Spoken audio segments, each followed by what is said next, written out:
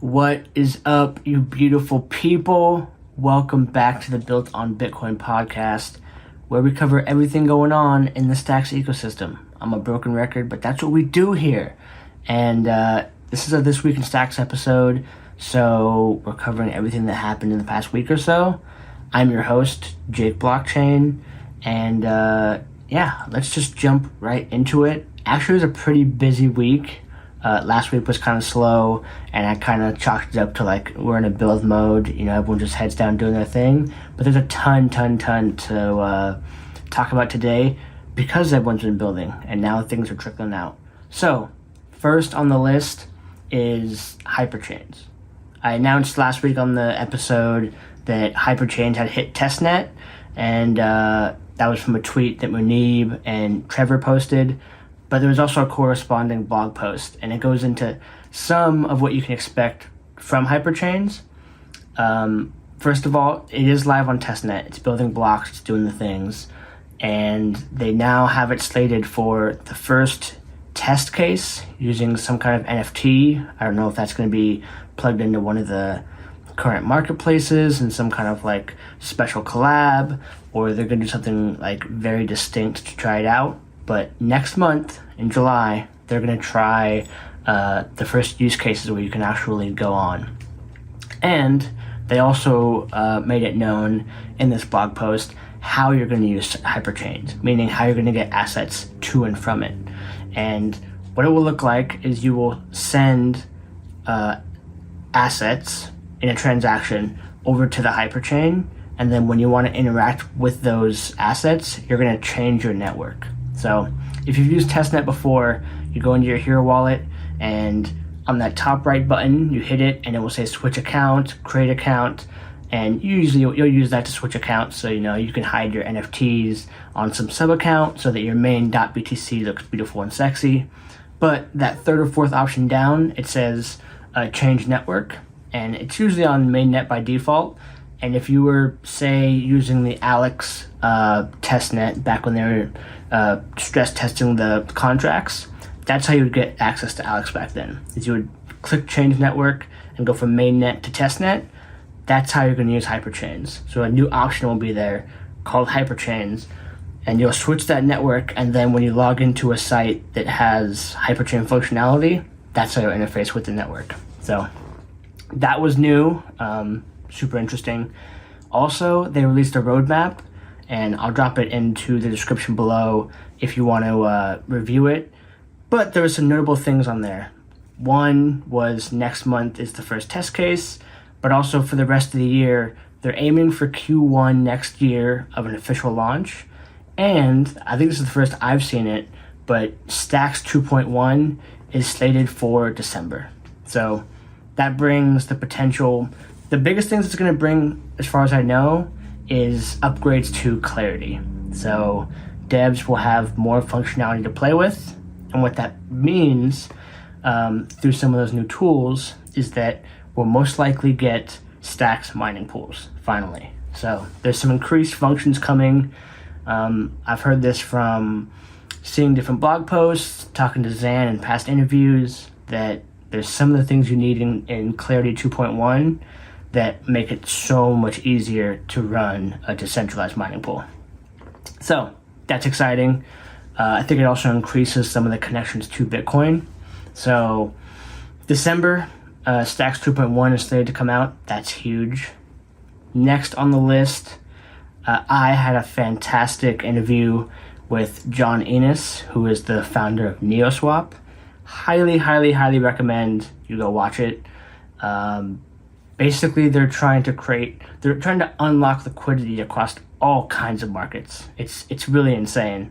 And they're starting with digital assets, namely NFTs, and they're doing these things called NeoSwap parties, where you log into a party, you set your budget, you choose some NFTs you want to put up for trade, and then the party starts. You can pick from NFTs people have put up. It uses some special AI algorithm and then finds the perfect multi-way trade depending on everyone who's in the room. So it could be like, you get one, I give three, they give me money, and you can just make this perfect trade.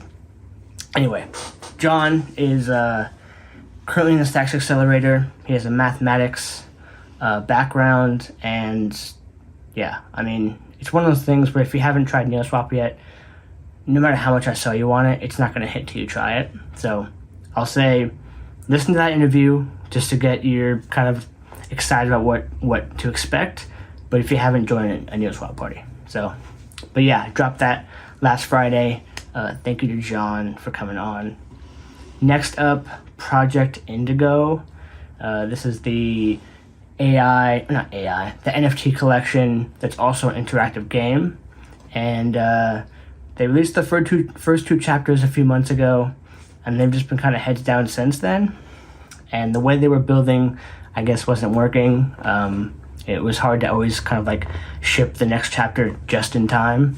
So they've been working a ton on more continuous story mode features, and they're starting to come to life. So they dropped a trailer, which you can hit the link below to watch, but you can also go to projectindigonft.com, and now you'll see an interactive map on the homepage, and you can click it, and you're starting to see more things pop up. So Project Indigo is coming to life, which is fun to watch. Next up, we got updates from both of the big marketplaces, Byzantium and Gamma. Byzantium released a new update, what they call Trader View, where if you go to a collection page, so you go to byzantium.xyz, you click the Megapont collection, and then there's like 4 buttons on top. There's like collection, Trader View, order book, or something else. You can click Trader View, and it will give you a whole suite of features that you could sort by. And one of the cooler ones is you can see a live view of how much NFTs have been trading for in that collection over a set period of time. So you can see a window of like, in the past 7 days, how many of these NFTs have sold, like are they moving, and then what's their price range. And you can see it just super easy. And you can highlight it, see the NFT, click on it, get more details, watch its price action. So if you're an NFT trader and you're doing this, you want to get data real quick, this is a fantastic feature. So that was cool to see. And then on Gamma's dropped a bunch of new features as well. One is you can now make offers on NFTs, which is cool. So now you don't just have to wait for someone to list it. You can go to any collection and any NFT and submit an offer. And this is great. I've been trying to snag a couple where I literally will go find that person's .btc, because you can just look and highlight it, and I'll send them a small amount of stacks, like 1 stack or 2 stack. And in the memo page, I'm like, hey, can I buy your NFT? And I have a 0% hit rate. It's also expensive. I'm wasting stacks, clogging the network. Now, I don't have to do that. So Gamma has that built in. You can submit an offer, and within that offer, you can leave a message. So you can kind of sell yourself on like, hey, I'm a really good guy. I'll take good care of this NFT, and then submit that bid. So that's new. And then you can also now sort not just by the usual high, low rarity, but you can filter by different categories or you can add filters while you're sorting. So you can add a sort by high to low and under 1,000 stacks. Before you couldn't do that. So that's cool. And then they also dropped some new features around clarity on minting. So if you go to a collection page and it's still currently minting, you couldn't tell before. You had to go to a separate part of the site, which is like the create portal, and you could say, it would say minting now, these collections, but on the main site, it would just show as, there's 70 pieces or 100 pieces that are live, and you could review them. Now, on the main site, you can see if it's minting currently, and click directly into that part of the site and partake if you hold a whitelist or if it's public mint. So props to Gamma, props to Byzantium. Love to see the healthy competition of the marketplaces. Super dope. So next up on the list, we'll keep it going. Like I said, there's some nuggets this week. We got a lot. Ryan Shea, which is the co-founder of Stacks, I've always heard that name. Didn't really see him much. It seems like he just kind of like went and did his own thing for a while. He's back now. The boy's back. He's also joined Stacks Ventures as a board member. So he'll be advising and helping teams. Obviously, I work there. I haven't heard much more than besides the tweets that go out. I have not met the man yet, but cool to see the co-founder of Stacks coming back into the mix. And he's also been hitting the ground running as far as improvement proposals. So there's been two that he's kind of like started on the Stacks forum. One is about the stacking mechanism, and one is about miner decentralization. And I mean, the miner has been one for a while, where we've seen between 5 and 9 miners pretty much the entire time I've been in Stacks for the past year. And it's hard to say that you're a decentralized chain when there's less than 10 people that run this entire network. So it never sat well, even though the videos I've seen and some of the answers I've seen people give in response makes sense. The network is working.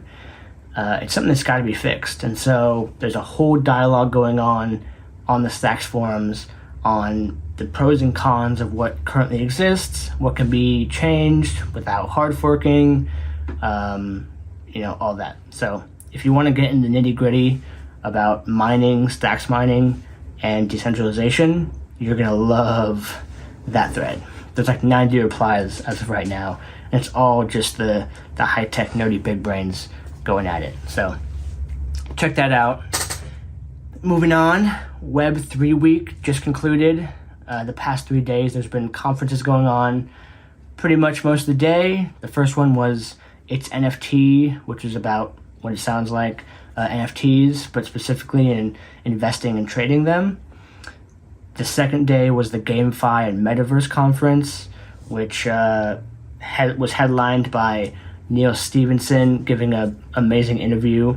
He's the author of Snow Crash, invented the word metaverse, but yeah, so that was cool. And then today, Unmutable went on, which was the Web3 music conference. And I won't deep dive into any specifics.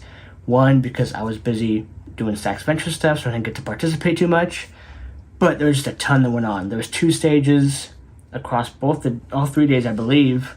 And but they are on YouTube. You can rewatch them. You're not going to miss out on anything.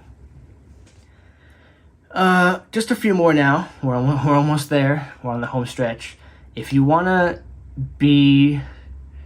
stay ahead on what's coming down the pipeline, especially with the upcoming demo day and cohort 2 companies coming to light, you'll want to be following ZeroAuthorityDAO.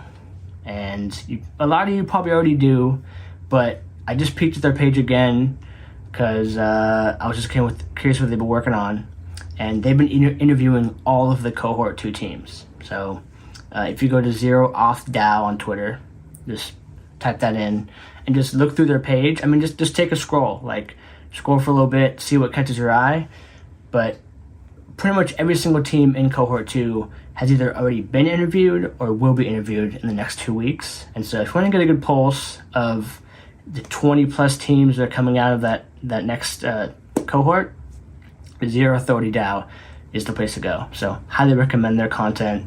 They've been doing killer interviews, and I just had to give them a little plug because there's a ton of stuff going on. It's hard to keep track of it all. It can get lost in the Twitter algorithm. So if you want to scroll for a second, maybe find that massive tweet thread that Trevor posted a month and a half ago of introducing the cohort 2 teams, and then just read the summaries and go, okay, that one sounds interesting, maybe that one, and that one's kind of cool. And then go to ZeroAuthorityDAO and find the interview of that person, and you can just spend the next hour learning about the stuff that's coming to Stacks and Bitcoin in the next 6 to 12 months.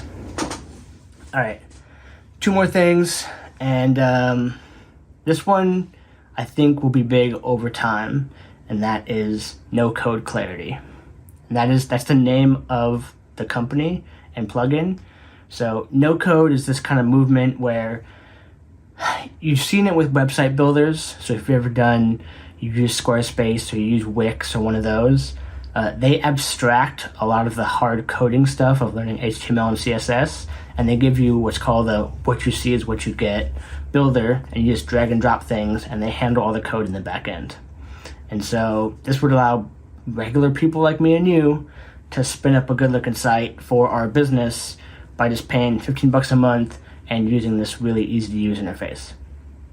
NoCodeClarity is trying to do that for Clarity. So there's a application called Bubble, and Bubble is a no-code website, kind of like how you'd use a drag and drop website builder. It's kind of what it feels like, but it has a ton more functionality in the back end. So you can add a button, and then you can add if this then that features, or if someone clicks this and types in their name, add it to this database.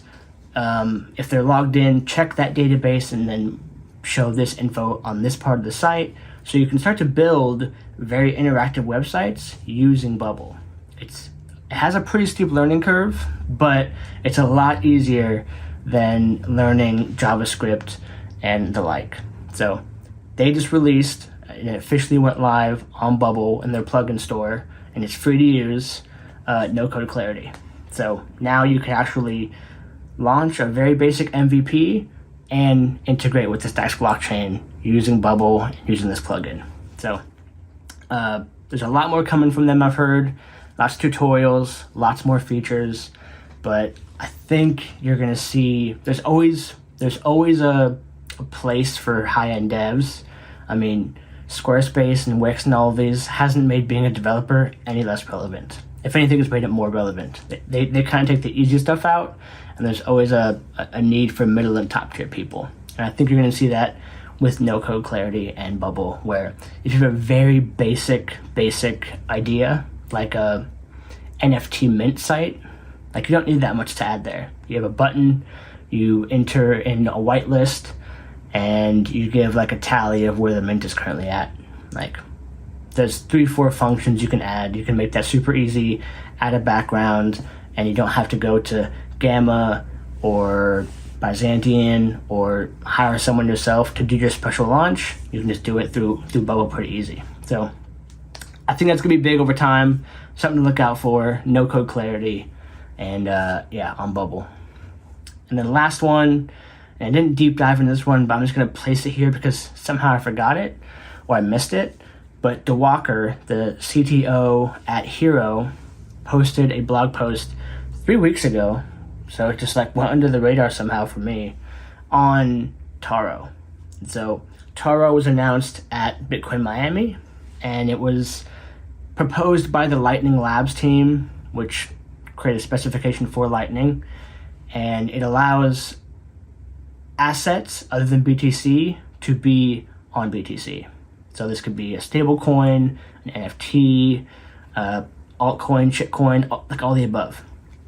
So he deep-ish dives into what Taro is, and back when it was announced, there was a little bit of fear that Taro and Stacks might be at war with each other, and he just gives some points on how this is a positive-sum game, and what makes Bitcoin stronger makes Stacks stronger. Taro can probably be integrated into Stacks in some way. So yeah, that was a good blog post. I'll link that below as well. I just wanted to bring it to your attention because if I missed it and I had my nose to the ground pretty well, there's a good chance you missed it too. So that's it. Thank you for listening to this episode of This Week in Stacks. And one small ask. If you haven't left a review on Apple Podcasts or wherever you listen to this, please do. It super helps. Like, nobody likes trying to show for the algorithm, but if we're going to get the word out and you want to help me get to the top, that is one of the ways they check it. Is they want to see that this podcast is getting listened, people hear the whole episode, but also when they do they rate it well? And so that's good to hear. So if you can leave me a 5-star review, that would be fantastic. I will love you forever. And that's it. Actually, that's all I got for this week. So I love y'all. I'll see you in the next episode. And yeah, peace.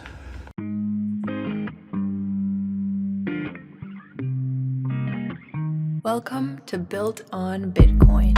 I know that things don't always go your way, but I'll be right here waiting. And I've been waiting now. I've been trying to figure out a way to make it out.